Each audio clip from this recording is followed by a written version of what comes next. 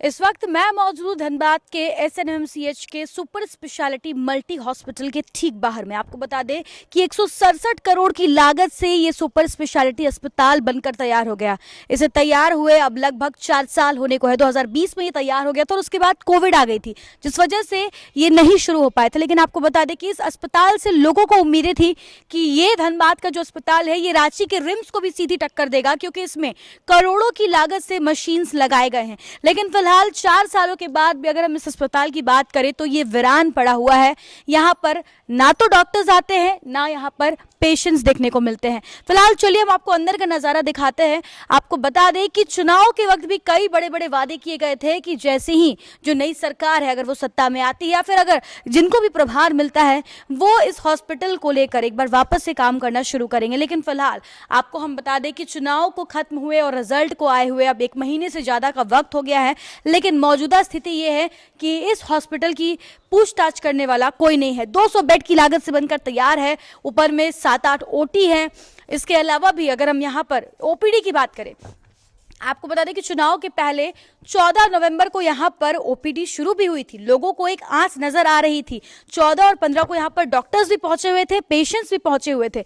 लेकिन उसके बाद बिना किसी प्रॉपर इंफॉर्मेशन के इसे वापस से बंद कर दिया गया है। इसके बारे में जवाब देने के लिए कोई भी कैमरे पर कुछ भी कहने को तैयार नहीं है। फिलहाल आपको हम ओपीडी का नजारा यहां पर दिखाना चाहेंगे कि एक तरफ जहां पीएमसीएच के बाहर सैकड़ों की संख्या में लोग मौजूद रहते हैं, तो वहीं ये सुपर स्पेशलिटी मल्टी अस्पताल का ये ओपीडी जो है वो बंद हो चुका है। यहाँ पर साफ तौर पर हम देख सकते हैं कि ताला लगा हुआ है। ना सिर्फ इतना, हम ऊपर भी चल रहे हैं, आपको ऊपर का भी नजारा दिखाएंगे कि किस प्रकार से देखिए ये 4 तला 5 तला है और उसके बाद यहाँ ओटी जो है वो बंद है। ये तमाम ओटी और उसमें करोड़ों की लागत से जो मशीन्स हैं वो बंद है। देखरेख करने वाला यहाँ पर कोई नहीं है। ये भी बातें सामने आ रही थी कि अगर यहाँ पर कोई सिक्योरिटी के तौर पर मौजूद नहीं रहता है तो रात को ये कहीं ना कहीं अड्डेबाजी का एक स्थल हो जाता है। यहाँ पर लोग आते हैं और नशीले पदार्थों का सेवन करते हैं, अड्डेबाजी करते हैं और उसके बाद जो जिनको प्रभार मिला है, जब ये लोग इसके बारे में पुलिस प्रशासन को इन्फॉर्मेशन देते हैं तो फिर वो यहाँ पर पहुँचते हैं। लेकिन कहीं ना कहीं इस आसपास के एरिया में भी कई बिल्डिंग्स जो बन रहे हैं वहाँ पर भी इन लोगों के अड्डेबाजी को लेकर कई बातें सामने आ रही हैं।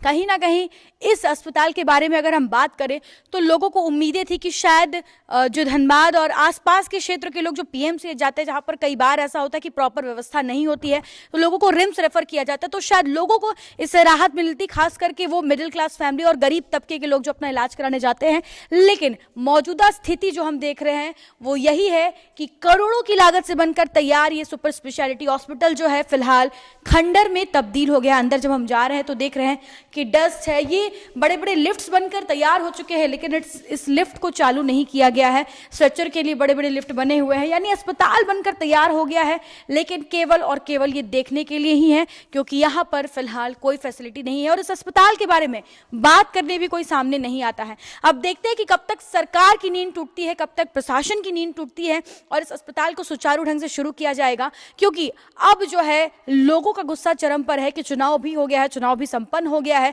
लेकिन सरकार जो आती है वो सिर्फ और सिर्फ केवल वादे करती है, जुमलेबाजी करती है और आम पब्लिक तक इसका कोई लाभ नहीं मिल पाता है। फिलहाल इस अस्पताल को लेकर हम आगे भी इस पर जो है बात करेंगे, प्रशासन से भी प्रबंधन से भी बात करने का प्रयास करेंगे, देखते हैं कि प्रबंधन क्या कुछ कहती है और आप तक जरूर पहुंचाएंगे। फिलहाल इस तरह की तमाम अपडेट्स हम आप तक पहुंचाते रहेंगे। अपने सहयोगी संतोष के साथ Shambhavi Singh, the news post, Dhanbad.